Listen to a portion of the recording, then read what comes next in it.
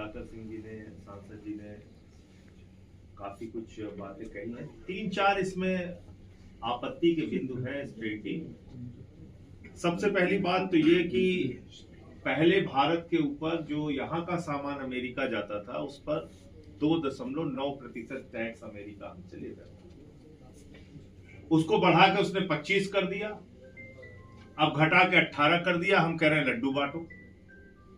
3 से 18 कर दिया और हम कह रहे हैं लड्डू बांटिए, ढोल पीटिए, नाचिए, गाइए। बहुत अच्छी ट्रेड डील हो गई है। और अमेरिका से भारत में आने वाले सामान पे किसी पे 20%, किसी पे 25%, 29% तक टैक्स हम लोग लगाते थे, इसलिए कि हम अपने व्यापार को सुरक्षित रख सके, कृषि क्षेत्र को सुरक्षित रख सके। हमने कह दिया कि नहीं, अमेरिका से आने वाले सामान पे 0 टैक्स लगेगा। तो ये कौन सी ट्रेड डील है भाई? दूसरा, आपने कृषि का बाजार अमेरिका के किसानों के लिए खोल दिया, तो देश के करोड़ों के किसानों के बर्बादी पर उनके डेथ वारंट पे मोदी जी ने साइन कर दिया। और इसमें अन्य उत्पाद जो लिखा है, सारा कुछ खेल उसमें है।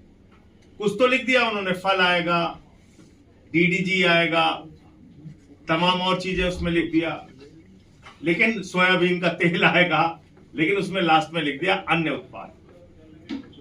तो इसमें सब कुछ आएगा। तो किसान की बर्बादी के लिए आपने ये डील कर लिया।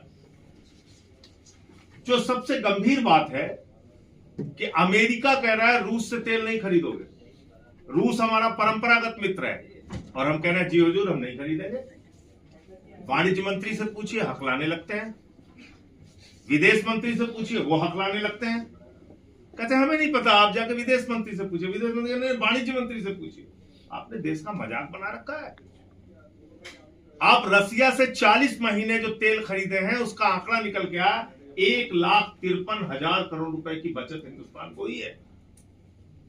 क्योंकि अमेरिका महंगा तेल देता है, वेनेजुला महंगा तेल पड़ेगा, और रूस से तेल हमें लगभग $10 प्रति बैरल सस्ता पड़ता है।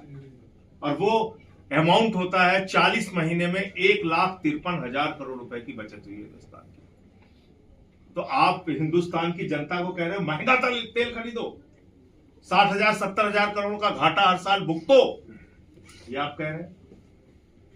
और अंतिम जो सबसे गंभीर बात है, जिसको पढ़ के हर भारतीय का सिर शर्म से झुक गया, 190 साल तक अंग्रेजों से लड़ाई लड़के देश को आजाद कराया हमारे क्रांतिकारियों ने, और आपने लिख दिया कि अमेरिका हमारे ऊपर निगरानी करेगा। वहां का गृह